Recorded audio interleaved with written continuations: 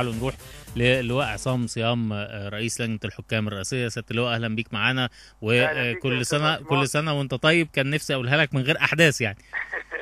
اهلا بيك يا استاذ عثمان، كل سنة وحضرتك وكل المستمعين بخير وطيبين، وإن شاء الله سنة تبقى سعيدة على مصر كلها بإذن الله. قول لي يعني إيه اللي حاصل إيه دلوقتي في الملعب؟ ياسر عبد الرؤوف اتقال إن هو يعني أغمى عليه أو أصيب بنوبة. لا إطلاقا يا فندم. ياسر عبد الرؤوف أنا لسه قافل معاه من دقيقة قبل حضرتك.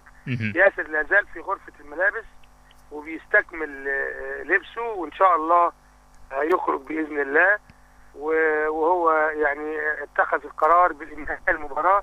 أي حد يقول كلمة إلغاء، طبعا كلمة إلغاء غير صحيحة، لأن الإلغاء ده بيتم لو حصل إن المباراة كانت لم تقام، فتلغى زي ما تكون حضرتك أنت ما بتلغي حاجة، واخد بال حضرتك؟ بيبقى لسه ما بدأتش. يعني لكن طالما بدأت قرار مش في التوقيت المطلوب النهاية فيه اللي هي نهاية المباراة، لكن بيقول أنا نهاية المباراة. يعني قرار الإلغاء، عشان بس نوضح الأمور من وجهة نظرك يعني، أو من وجهة نظر القانون، إلغاء المباراة ده إن هو عدم إقامتها أصلا. يعني إنما طالما بدأت بيبقى القرار إنهاء المباراة، والقرار بعد كده بيبقى لجنة المسابقات. ما هو بينهي وبيكتب في تقريره انهيت في الدقيقة كذا وكانت النتيجة كذا، وكل وبسبب كذا لازم أكيد يقول يعني. طبعا. وبعدين بيكتب اسباب الانهاء، وبيترك القرار للجنه المسابقات. اذا كان في سلطتها بتاخد قرار، خارج سلطتها بترفعها الى لجنه الطوارئ. طيب يعني يعني هو قال لك اللي حصل ايه يا كابتن؟ لان الكلام متضارب يعني. خليني اقول لك اللي اتقال لنا من الملعب من الجهتين.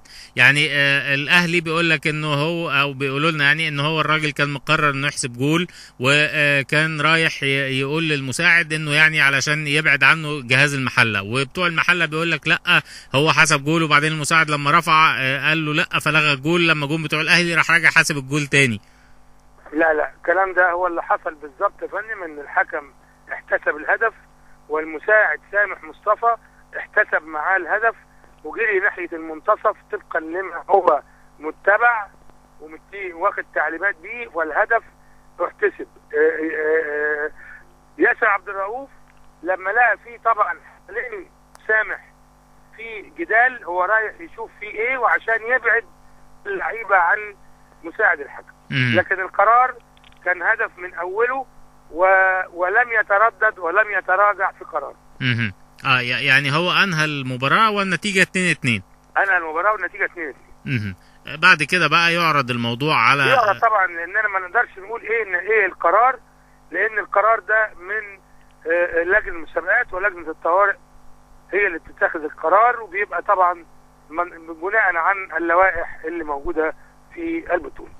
كابتن عصام، يعني عايز اقول لك ان في السنه الجايه 2012 وعليك خير يعني، هنشوف تحكيم افضل. يعني خليني اقول سيبك من الماتش النهارده، انما خليني اقول انه حكام الساحه يعني اتورطوا في، او يعني اخذوا قرارات بناء على رايات من مساعدين، واتضح بعد كده ان القرارات دي خطأ. يعني في مستوى مختلف. يعني حكام الساحه اعلى سنه من حكام المساعدين اللي معاهم. ده راجع لانهم ما بيلعبوش مع بعض كأطقم بشكل دايم، ولا راجع انه الحكام المساعدين لسه في سنه عايزه تتظبط؟ يعني لا والله بالعكس، هي كل ما هنالك ان هم بشر، والبشر طبعا خطائين. والعلم حضرتك الاخطاء اللي تمت من المساعدين قدام، ومن المساعدين اللي موجودين. يعني انما جل من لا يخطئ. يعني هم اللي حاصل حضرتك ان في خطأ، وبرضه احنا مش عايزين نقول ان الحكم اتورط او خلافه. المساعد بيخطأ والحكم بيخطأ. والنهارده شفت حضرتك في لاعب داخل ال6 يارد وبيحط الكوره بره الملعب، بره الجول. يعني لو مدافع مش هيلعب كده برضه. هل ده اخطأ عن عمد؟ هو اخطأ. هل ده لعيب صغير؟ لا، ده لعيب في نادي كبير. واخد بال حضرتك؟ انما كل شيء وارد. هل النهارده لاعب نادي المحله اللي حط الكوره في نفسه يقصد بيها انه يحطها في نفسه؟ انما اخطأ، الكوره جت في قصبة رجله وغصب عنه. اذا الاخطاء موجوده، ولكن هو خلي بال حضرتك برضه الاحتقان ومع احترامي طبعا انا لا اعفي الاعلام من ان هو بيزيد احتقان الجماهير. بالاضافه طبعا ان تصيد الاخطاء التحكيميه، وكل لعبه بيعيدوها 70 مره وبعدين يختلفوا فيها وبعدين يقولوا راي. يعني انا بقول يا ريت الناس اللي بتحلل التحكيم تقول قرارها مع الحكم.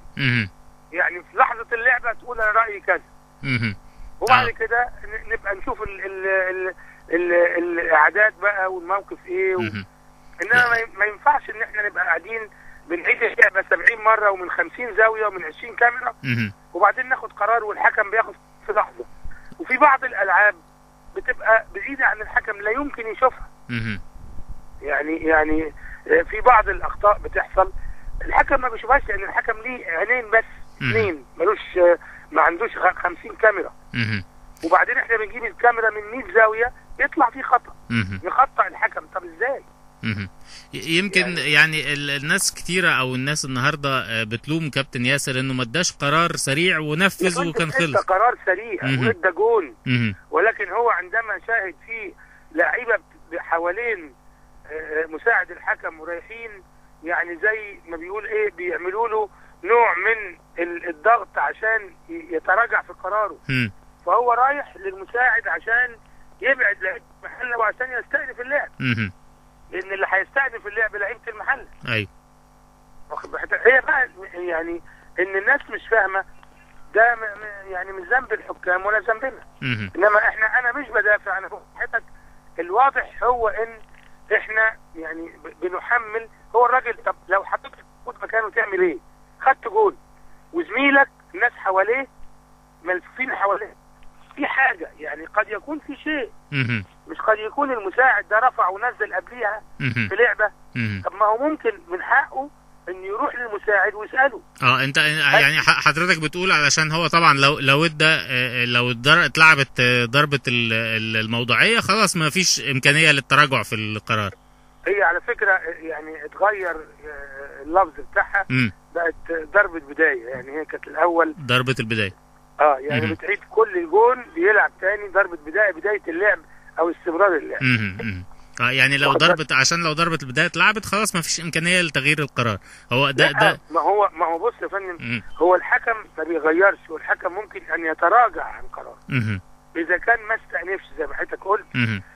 اذا استأنف باي حاجه، بركله حره، باوت، بكورنر، بضربه جزاء، بهدف، فخلاص واتلعبت ركله البدايه يبقى خلاص لا يمكن الرجوع في قراره. لكن هو من حقه يرجع في قراره. يعني ممكن كان يروح لسامح مثلا يقول له لا ده انا رافع على اوفسايد وانت ما خدتش بال اي حاجه، كان ممكن يتراجع. وده قانوني، وتصرف ياسر تصرف سليم وما هوش مخطئ، ولكن هو لعيبه المحله اعتراضها هو طبعا اللي خلى ياسر لازم يروح للمساعد ويساله. وكان واضح ان المساعد مصمم برضه على رايه ان الهدف هدف صحيح. كابتن عصام صيام مرة تانية أشكرك شكرا جزيلا، ونتمنى طبعا ان احنا يعني نشوف سنة جديدة يعني بقدر الامكان اقل اخطاء وباقل قدر ممكن، ويعدي الدوري على خير، وكل سنة وانت طيب. اشكرك شكرا جزيلا. نفسي بعد اذنك يا استاذ عثمان ليه كلمة صغيرة بعد اذن حضرتك. اتفضل. انا عايز الناس تشعر ان الحكام ولجنة الحكام في هذا الموسم والنص الموسم اللي فات بتمر بظروف لم تراها مصر سابقا. فاحنا لا نحاسب زي بقية المواسم اطلاقا، ولا الحكام تحاسب زي بقية المباريات. الوضع مختلف. كابتن عصام بتتكلم على الظروف جماهيريا يعني؟ لا، جماهيريا وامنيا. يعني على مستوى الوطن كله الامور بقت صعبة في كل شيء. النهارده حضرتك انت شايف المظاهرات والاعتصامات والاضرابات والحوادث بتاعت ماسبير ومحمد محمود والتحرير ومجلس الوزراء. كل دي عوامل هي منقولة برضو في الملاعب. مفهوم يعني طبعا. مش بعيدة عننا. فالحكم النهارده بيتعرض لضغط غير طبيعي. واللجنة بتدير اللقاءات في ظروف غير طبيعية. احنا السبت اللي قبل اللي فات لجنة الحكام أدارت 116 مباراة في يوم، وهذا لم يحدث في تاريخ الكرة المصرية. فاحنا يعني علينا ضغوط، والحكام بتلعب كل فترة صغيرة والماتشات متلاحقة، والفرقه مش عايزه تتغلب ومحدش عايز يتغلب، والفرقه اللي بتتغلب بتعترض على التحكيم. اول حاجه مفيش مدرب طلع وقال انا غلطان، انما هو على طول بيطلع يقول لك التحكيم ماله غلط في اوت. طب انت مغلوب 4 أو 5 يجي يقول لك برضه التحكيم.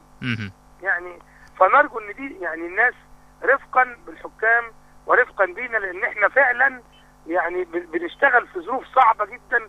وبرضه لا انسى ان اتحاد الكوره برضه بيشتغل في ظروف صعبه، ولجنه المسابقات بتشتغل في ظروف صعبه. لازم الناس تعذر الكلام ده، ما نتقيمش على ان احنا في وقت وردي كان موجود فيه ظروف سهله والامن مستتب والجمهور اللي بيروح ربع اللي بيروح دلوقتي. فدي حاجات يا استاذ عثمان حضرتك كراجل اعلامي لابد ان تساندوا معانا التحكيم المصري. يعني نتمنى طبعا ان احنا نشاهد الافضل في الايام اللي جايه ان شاء الله. كابتن عصام صيام رئيس لجنه الحكام الرئاسيه، نشكرك شكرا جزيلا، كنت معانا على جولة في ام راديو.